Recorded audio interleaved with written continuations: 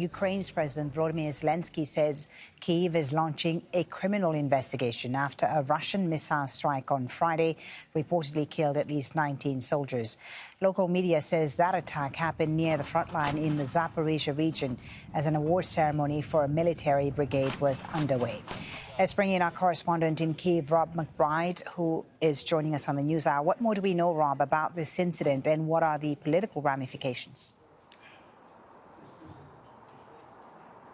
Yeah, this is causing some political repercussions, some backlash here in Kyiv, and also a criticism of the Ukrainian military leadership. All of this unfolded last Friday with a squad, a large unit of men from a mountain assault brigade from Transcarpathia. This is a region in the far west of Ukraine. Now, they have been deployed down on the front in the south in the Zaporizhzhia region. It does appear as though a large group of soldiers from this unit were back from the front line attending a ceremony at a village just over 20 kilometers away from the front line, and it appears this was detected by a Russian drone. Now, footage that has been released through a Russian Telegram channel appears to show this event, this ceremony being tracked, and then the same drone footage appears to show a very large explosion resulting in these deaths and injuries. Now, the Ukrainians say that the Russians fired an Iskander short-range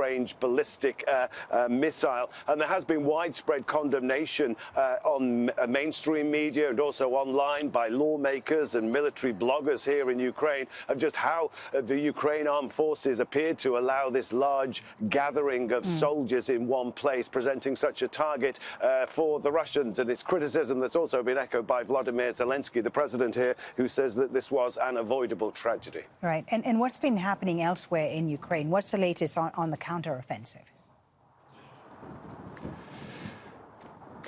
There have been more exchanges, especially attacks by waves of drones and also missiles overnight from Russian forces on the southern city of Odessa, which has been constantly attacked now for a number of weeks and months. A number of the drones were intercepted, but their damage was reported to a number of buildings, including an historic art museum, port infrastructure, a number of other buildings on the ground, with around 8 people being reported injured.